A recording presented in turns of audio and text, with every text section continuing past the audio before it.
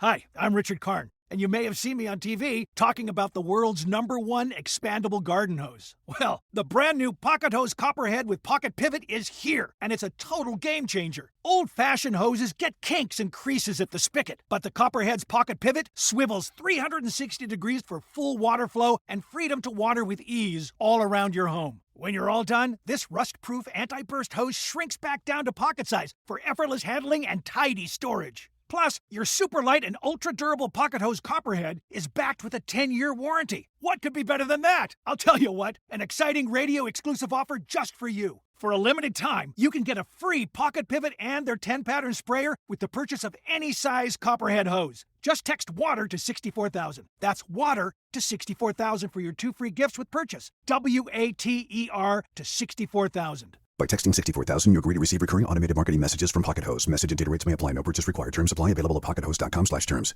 If you love chilling mysteries, unsolved cases, and a touch of mom-style humor, Moms and Mysteries is the podcast you've been searching for. Hey guys, I'm Mandy. And I'm Melissa. Join us every Tuesday for Moms and Mysteries, your gateway to gripping, well-researched true crime stories. Each week, we deep dive into a variety of mind-boggling cases as we shed light on everything from heists to whodunits. We're your go-to podcast for mysteries with a motherly touch. Subscribe now to Moms and Mysteries wherever you get your podcasts. Morbidology is a weekly true crime podcast hosted by me, Emily G. Thompson, author of Unsolved Child Murders, Unsolved Murders, Cults Uncovered, and Mysteries Uncovered. 911 emergency. My son shot my husband. I need an ambulance. He's bleeding. Each week on Morbidology, I uncover a new true crime case using investigative research combined with source audio. I just snatched it from her. So I took it and it's like I just hit her with it. Morbidology is a victim-focused podcast that mostly covers cases that aren't widely documented in mainstream media. I also like to take an in-depth look at any systemic failures which had a part to play in the crime. Do you know why you're here? For a home invasion gone terribly wrong. Listen to Morbidology across all podcast platforms.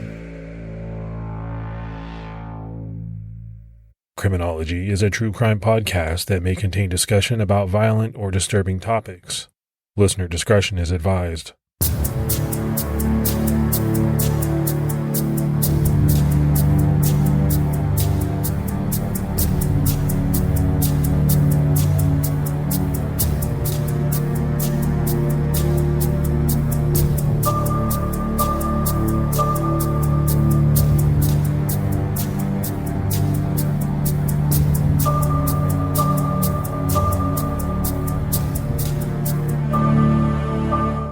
Hello, everyone, and welcome to episode 214 of the Criminology Podcast. I'm Mike Ferguson. Mike Morford. Mr. Morford, what's going on with you? How was your 4th, man? It was great. I had good time with the family and friends and just hung out and overdid a little bit and went a little bit wild. How about you? Yeah, same. I definitely overate, and I got some emails from people saying, hey, I'm recovering. I ate too much. So I think that's kind of goes with the territory. A lot of hamburgers, hot dogs, a lot of sweets, which I have to be careful about because, I have diabetes. So, but they're sitting there, man. What are you going to do? Yeah. I mean, it's the 4th of July. You gotta treat yourself. And we planned on being out there for, 3 or 4 hours. And the next thing you know, we're packing it up at like 1 a.m. It's like a little bit overboard. Yeah. Everything overboard, but that's okay. Right. Every now and then, as long as you don't do it every single day. Everything in moderation. Yeah, exactly. Let's go ahead and give our Patreon shout outs. We had Jada Baby Cakes, Lauren Kelly, Megan Smith, and Kaylee Curry. So that's a lot of great new support. We really appreciate it. Yeah, thanks to everyone for taking the time to support the show. It means a lot. We can't thank you enough. For anyone that would like to help support Criminology, you can do so by going to patreon.com/criminology. All right, buddy, let's go ahead and jump into this episode. And we have a bit of a head scratcher of a missing persons case this week. What? And I don't know if I should say it that way, Morph. I mean, really, if you think about it, every missing persons case is a head scratcher. But on February 19th, 2005, 35-year-old Richard Petrone and 34-year-old Danielle Imbo went out on a casual night out on South Street in Philadelphia, Pennsylvania.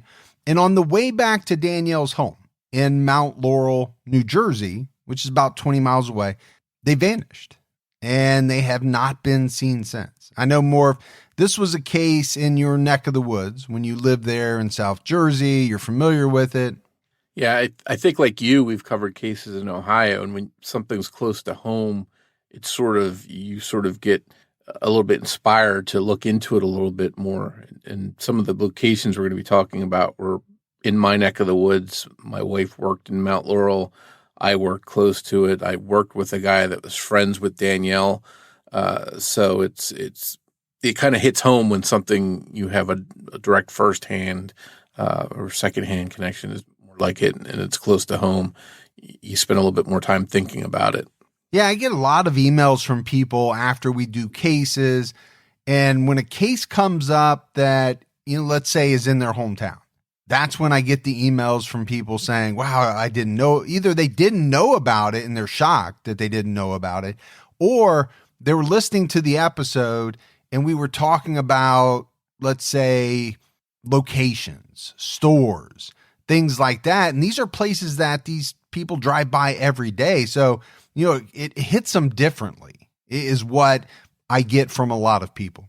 Yeah, it's always surprising when you hear from people that are right there going through those areas and they've never heard of the case, because you just assume that everyone in that area is familiar with it. But a lot of times people aren't for whatever reason. So it's always interesting when you have that.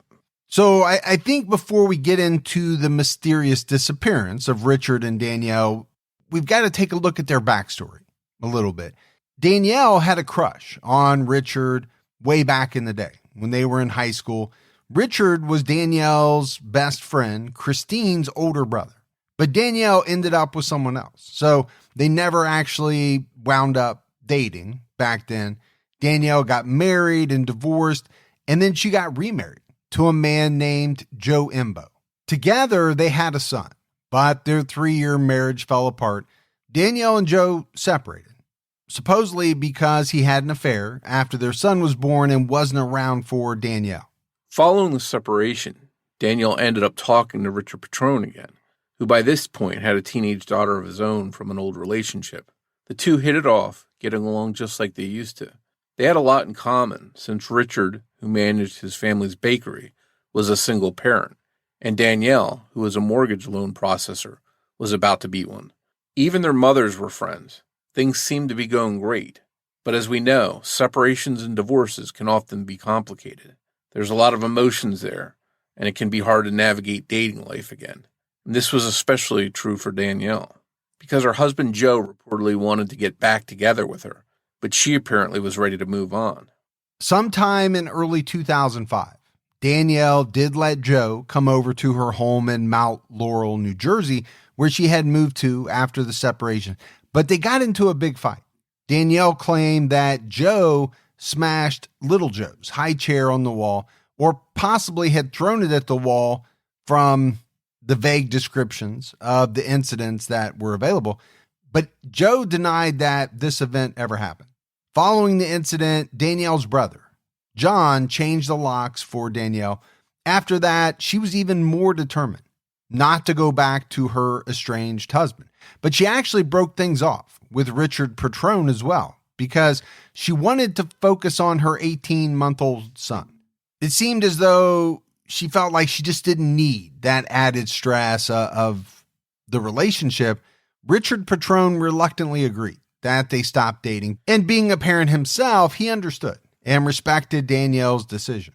Danielle and Richard stopped talking altogether, but after about 5 weeks, on February 19, 2005, Richard was at a bar in South Philadelphia by himself. He texted his sister Christine an invite to go out for a drink that night. She declined, but she happened to be at lunch at that moment with Danielle and both of their mothers. Christine told Danielle about the invite, and Danielle agreed to go out with Richard that night. It wasn't a serious date, it was just a fun night out with a friend. They weren't even going to stay out late either, since Richard had custody of his 14-year-old daughter the next day and had to pick her up early. It would be a quick night out on Philadelphia's famous South Street, and then home to bed. Danielle was dropped off at Abilene's bar on South Street in Philadelphia to meet Richard and 2 of his friends. The group had a few drinks and listened to the band that was playing. There was nothing unusual about the night out. At around 11:45 p.m., Richard and Danielle said their goodbyes to Richard's friends and headed out into the cold February night. They didn't have a far walk, though, to Richard's truck, as he had told one of his friends at the bar that he got really lucky with his parking spot, which is a big thing because finding a parking spot on the busy South Street in that area was sometimes a very difficult thing to do. Richard didn't elaborate on how close to the bar the spot was, but his friends got the impression that it was very close. Richard's plan was to drive Danielle home and drop her off at her house in Mt Laurel, New Jersey, depending on the route they took and which bridge across the Delaware River they would cross. The drive should have taken a little more than half an hour, which was a good thing for both of them because each of them wanted to wake up early to go about their days and pick up their children. As far as anyone knows, just before midnight, the two got into Richard's black 2001 Dodge Dakota pickup truck and headed off. As we mentioned earlier, Danielle Imbo and Richard Petrone have never been seen since they walked out of Abilene's that night. Both of their families were worried by morning when they hadn't heard from them at all. Danielle didn't make a call to cancel her 11 a.m. hair salon appointment, and Richard didn't make it to watch the Daytona 500 with his friends. The lack of contact from both Danielle and Richard was out of character for them. Not only did Richard not show up to watch the race, but he failed to pick up his daughter. Worried family members began to call both of them, and both of their cell phones were going straight to voicemail. Danielle's brother, John, went to Danielle's townhouse to check on her, but she wasn't there, and it didn't look like she had been there overnight. At 3 p.m., Joe Imbo arrived at Danielle's townhouse, ready to drop off their son, only to find Danielle's worried family there instead of her. It was only a 30-minute drive from Abilene's to Danielle's house, so why hadn't they made it to her place? And Morf, to me, this is the point in a lot of the stories that we do. This point where people start to worry. And why do they worry? Normally, it's because people are doing things or not doing things that they should be. You know, when you look at Richard, okay, he doesn't meet up with his buddies to watch the Daytona 500. Out of character, sure. Would they have been a little concerned? Yeah, probably. Would they have called the police? No. But Richard doesn't pick up his daughter. That's where, you get into the area of, okay, now this is very worrisome. Yeah, I think by all accounts, they were both responsible parents and wouldn't have just chucked their responsibility, their duty to go home and take care of their kids. And by all accounts, they were planning on doing that. That's why they had an early night planned. And I think it was also troubling to see that both of their phones were going straight to voicemail, another sign that something might be wrong. Yeah, that's a good point. I mean, we're so used to it being able to, get in touch with someone on their cell phone pretty much anytime we want to. Police were quickly summoned to investigate the disappearance. They knew that Richard's black 2001 Dodge Dakota with Pennsylvania plate YFH-2319 that he was presumably driving that night might be the biggest piece of the puzzle. They surveyed traffic cams and video surveillance in the areas along bridges that the truck might have crossed or most likely would have crossed on the way into New Jersey, but neither the couple nor the vehicle were apparently spotted in any of the footage. To this day, the truck has never been found. None of what Danielle was wearing or had with her that night has turned up either. She regularly wore 3 silver rings and had her purse with her the night she vanished. As police began to investigate, they couldn't help but notice that Danielle was separated from Joe Imbo and that they were not on the best of terms. It didn't take long for police to wonder if an ex or soon-to-be ex-husband, such as Joe Imbo, might be jealous of Danielle spending time with another man. And I think you see this in many, many cases more. The suspicion quickly turned to him. And I think it often does, whether it's current husband, current spouse, ex-spouse, soon to be ex. they are going to be looked at when someone vanishes. Yeah, I think it's understandable that police looked closely at Joe Imbo, but they quickly established that he had a solid alibi, though. He had been at a crowded party in Toms River, New Jersey, the night that Danielle and Richard vanished, and after the party, was home with a friend where he spent the whole night, 50 miles away from Abilene's bar in Philly. Reportedly, some of the witnesses that placed Joe Imbo at the party were police officers. So with Joe Imbo apparently in the clear, police turned their attention elsewhere, but they couldn't find anyone in either Danielle's or Richard's circles that may have had a motive to harm them. Police considered the possibility that perhaps Richard and Danielle were the victims of an attack while they made their way to Richard's truck after leaving the bar. But Richard was a solid 200 pounds. He was not the smallest guy, and he wasn't alone. So, when you think about it in those terms, someone would have to overpower both Richard and Danielle, which would definitely be more difficult. It's not as common to see two people abducted at the same time. But it wasn't just two people that were missing. Richard's Dodge Dakota was also no place to be found. And to me, this is a big part of the story, Morf. A truck doesn't just disappear. Even if there's been a robbery or an abduction, someone would have to make the truck disappear. Christian Zajac, an assistant special agent in charge, would later say it best when he told NJ.com, a 3,000-pound truck and two individuals do not disappear without a trace. And I absolutely agree with him. Now, it might sound callous, but we know that people disappear. We know that individuals make other people disappear. Is it impossible to get rid of a truck? No, obviously it's not.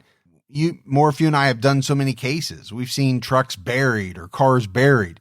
We've seen them smashed in one of those compactors. So, there are ways to do it, but someone would have to go to a lot of trouble.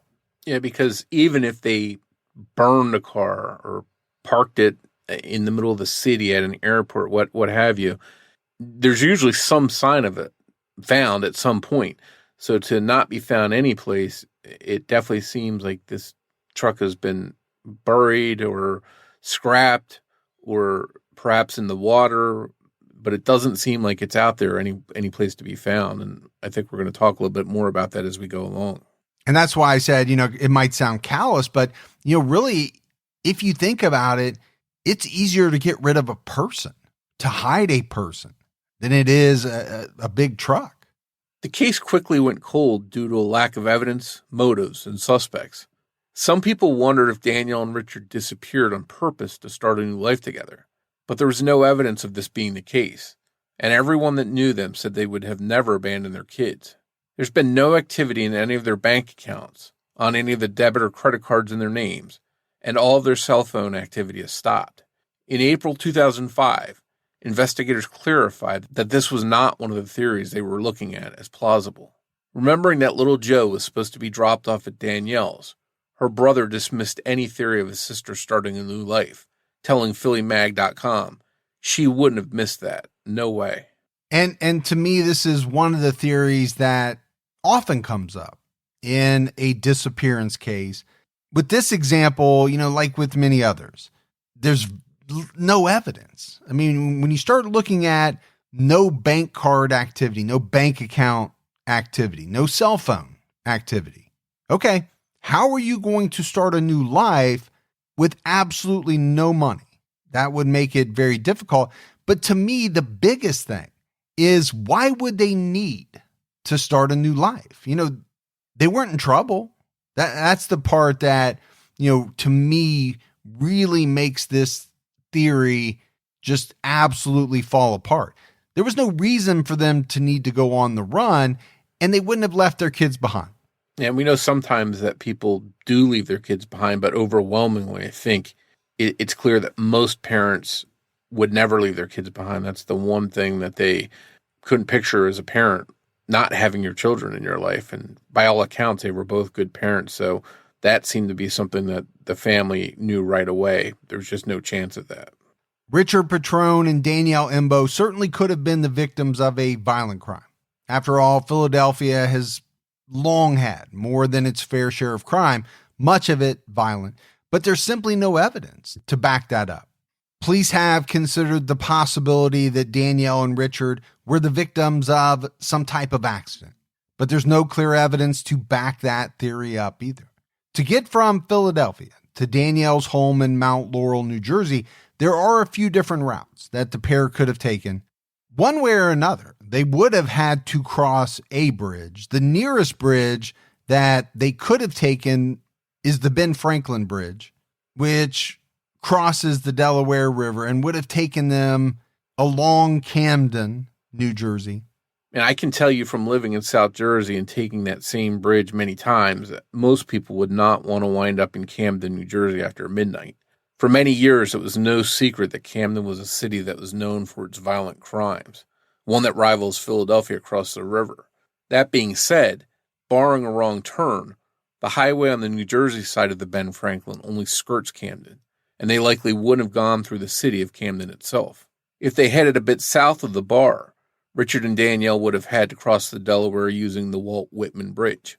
Going a bit further north than the Ben Franklin Bridge, they could have used the Betsy Ross Bridge. There are even more bridges that they could have used, but the three closest bridges make the most sense, with the Ben Franklin being the most direct and closest to the bar. It's possible they wanted to stop off for something on the way, maybe even stop at a scenic lookout point they liked. So they really could have used any bridge, but again, they've never been found on any surveillance footage from any of the bridges. But you have to consider an accident of some sort, since they needed to cross the river to get to New Jersey. With so many bridges to drive over, many people have asked the question, could Danielle and Richard have been involved in an accident of some kind in which Richard's Dakota went into the water? Maybe this is the reason they didn't make it to any toll plaza on a bridge, because they went over the side. Yeah, I think for listeners, I can paint a little bit of a picture of that area. The roads leading to the bridges run sort of parallel with the river, but there are several different spots at the end of roads along the way that aren't always gated. It's very dark. So I could see a scenario where somehow they could go off the road into the river before they ever got to the bridge and not be seen. There wouldn't necessarily be damage. If they went off the bridge, for example, I think they'd be caught on surveillance. Plus, you'd see the damage on the bridge where their car went over. So if there was any kind of accident, it likely happened before they got to the bridge. In August 2005, authorities reportedly denied that a search of the Delaware River taking place had anything to do with Danielle and Richard. Instead, they mentioned the spot was commonly used to dispose of cars, whether to hide them because they were stolen or to hide them because they weren't stolen and someone wanted the insurance money.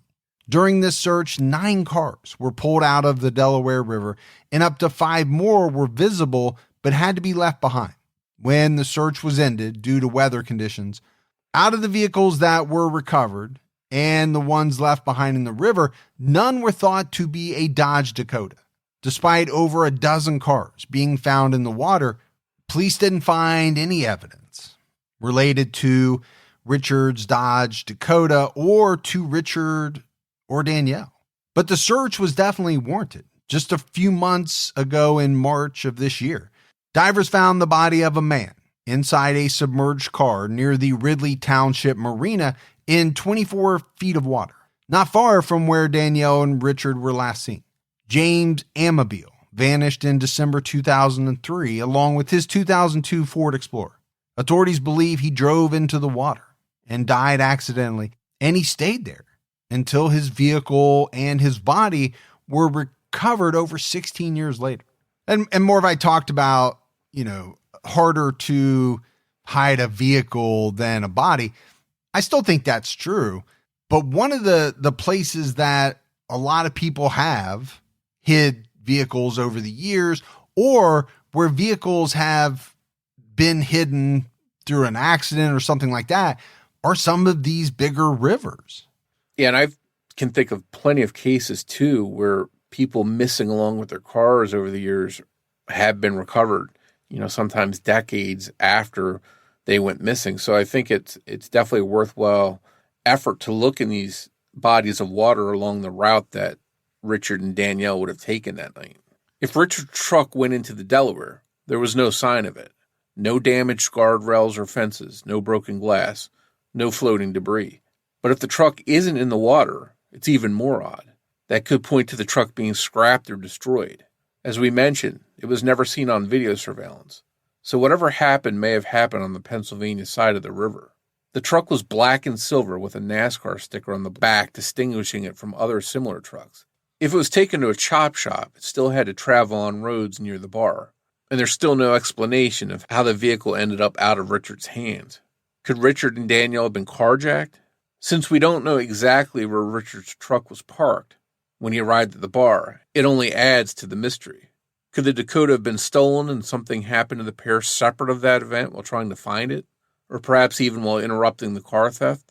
There's no shortage of possibilities in this case, but unfortunately, there is a shortage of clues to go on.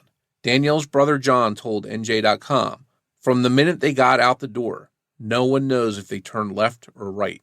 Apparently, while there was surveillance video of the bridges in the area, footage from around the bar didn't help reveal the movements of the couple after they left the bar. As FBI Special Agent J.J. Claver explained to NBC Philadelphia, when all the pieces of the puzzle are blank, there's nothing to put together. And I think more of that quote from the FBI Special Agent is very telling. Basically saying, we don't have any of the pieces of the puzzle.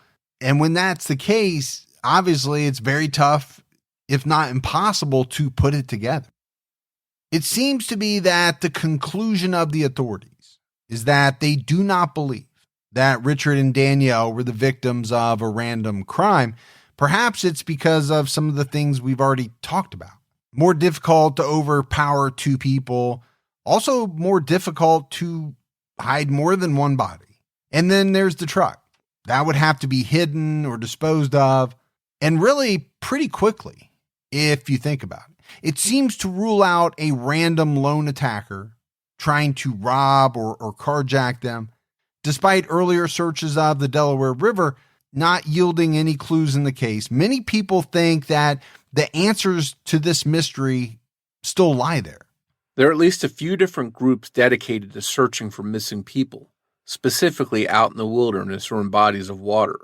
These are groups outside of law enforcement agencies, and at least one of them plans to find Danielle Imbo and Richard Petrone. Adventures with Purpose, an Oregon-based civilian search and rescue group, confirmed recently in May 2022 that they're still actively searching for the two, despite a search of multiple locations in the Delaware River in March 2022 coming up empty. That same month, Adventures with Purpose spoke to someone with information about a possible point of entry.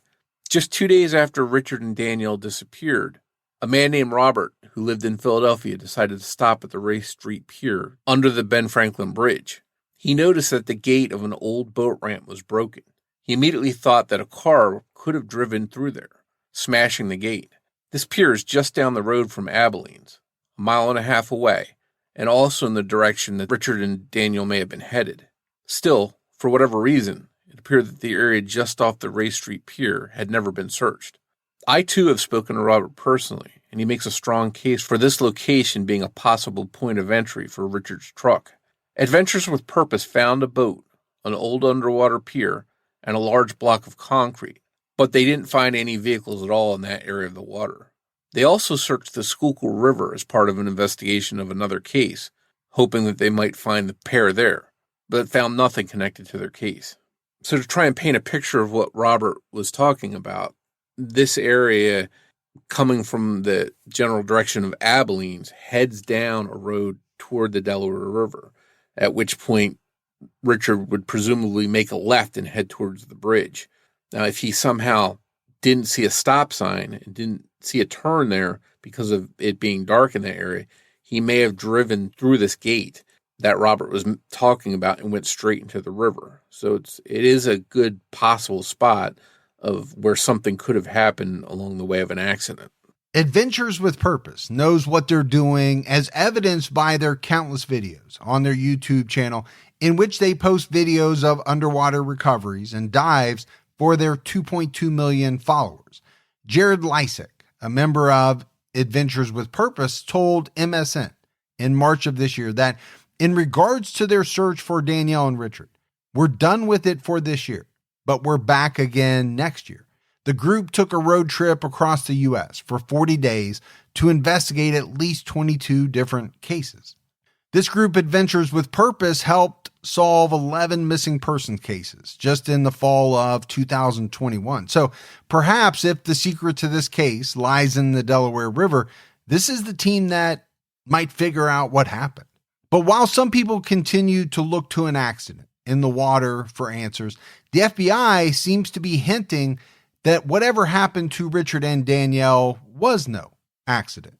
According to the FBI's website, investigators have reason to believe that Richard Petrone and Danielle Imbo were victims of foul play.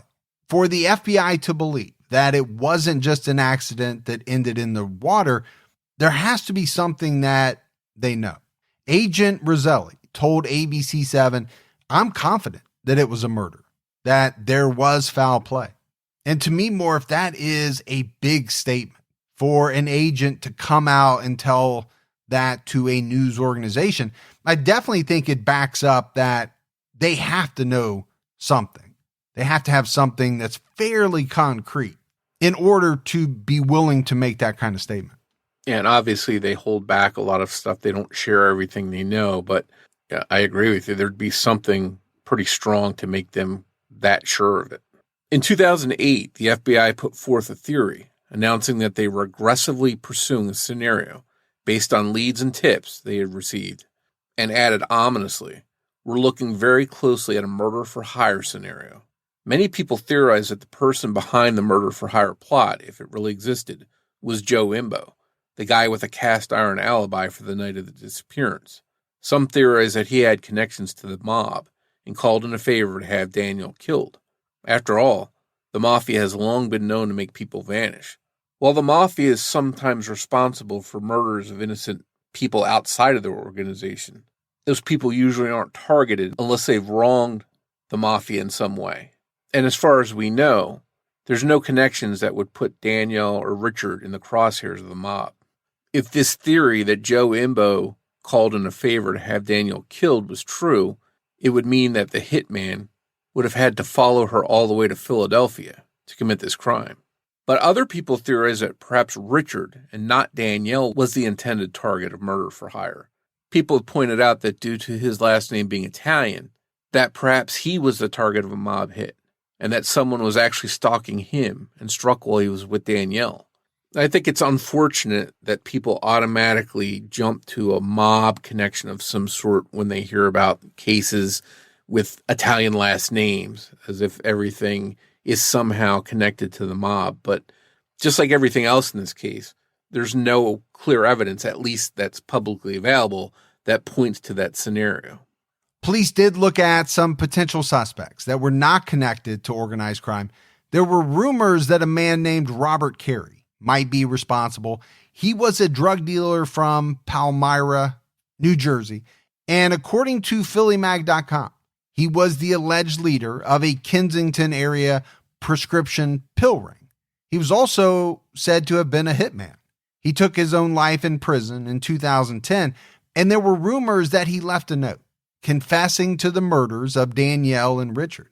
He had been serving time in prison for the attempted murder of a man who owed him money for drugs. However, people who were there to see the note deny that he even mentioned Danielle or Richard in the note.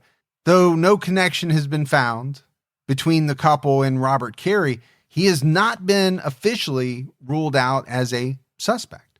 So more, if you know, every time we do a case, there are strange theories.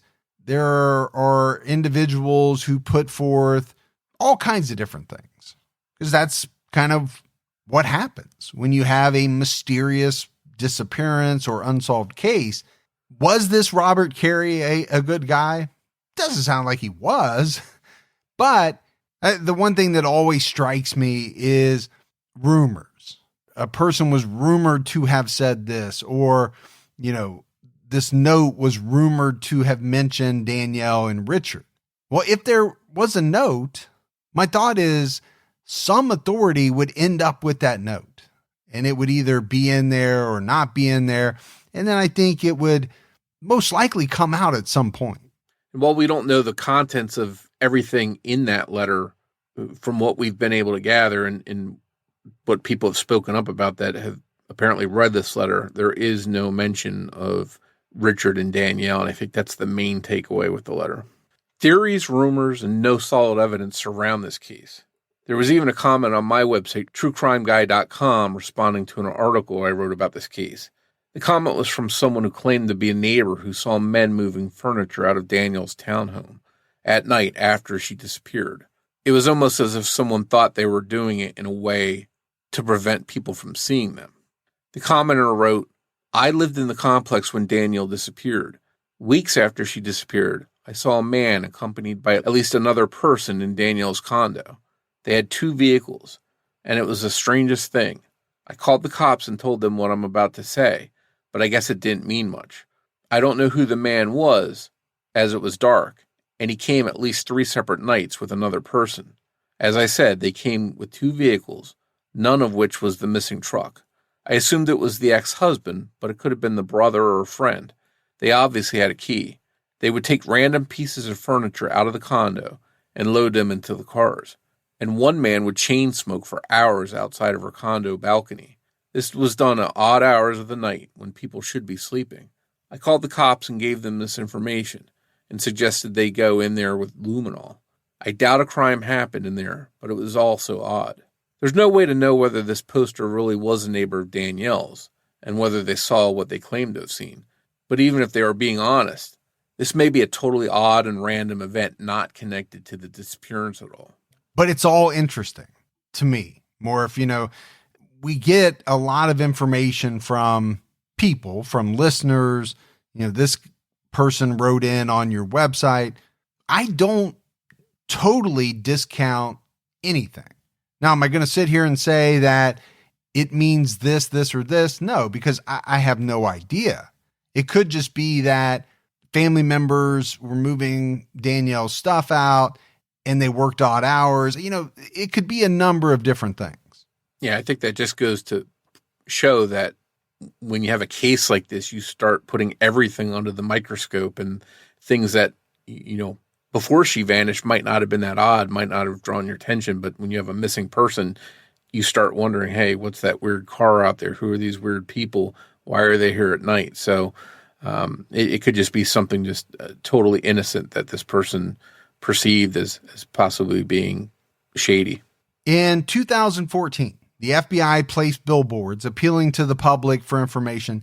The next year, Agent Zajac told NJ.com, "I think the leads we have uncovered over the past 2 years confirm our thoughts that this is an act carried out by more than one person." In the aftermath of the disappearances, Joe Imbo moved away, with he and Danielle's son, little Joe III, to South Carolina.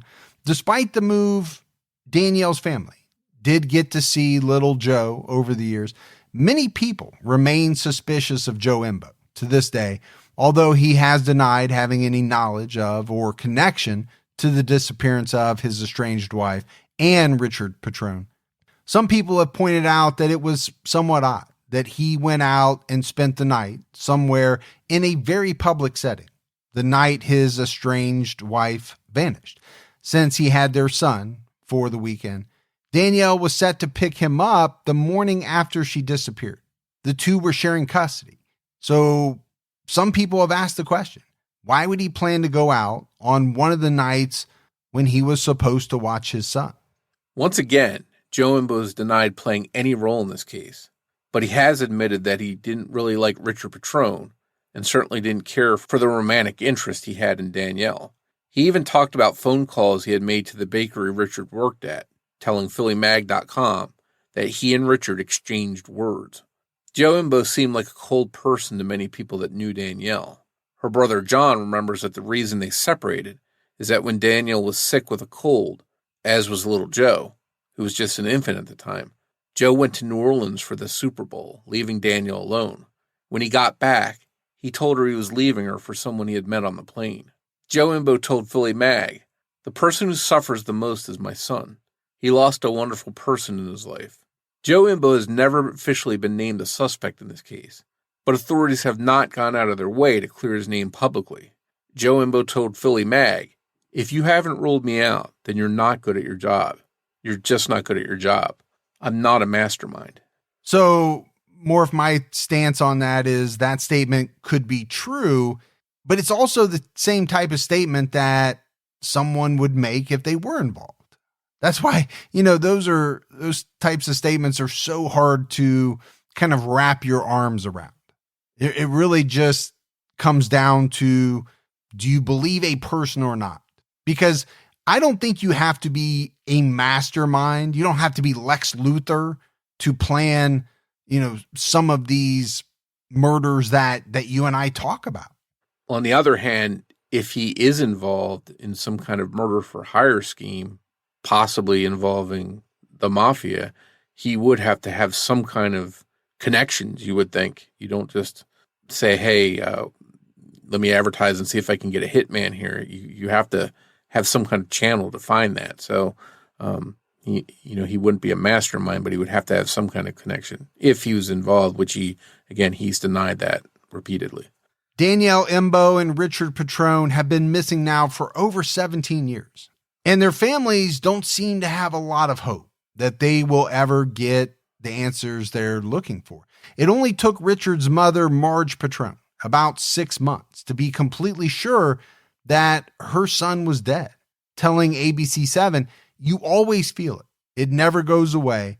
You can't imagine outliving your child." Danielle's family held out hope for longer, believing they could find the pair. They tried everything to find them, driving over all the bridges in the area, taking every possible route. John, Danielle's brother, even got up in the air in a Camden police helicopter, which cost him $1,200, just for the hope that he would see something from the air that might have been missed. The FBI's scenario of a hired hit only solidified the family's beliefs that Danielle and Richard had been killed and would not be found alive. Richard's mother, Marge, told NBC Philadelphia, "I raised him like a piece of crystal. Now he is a piece of trash somewhere. We just want someone to pay for killing two innocent people for no reason."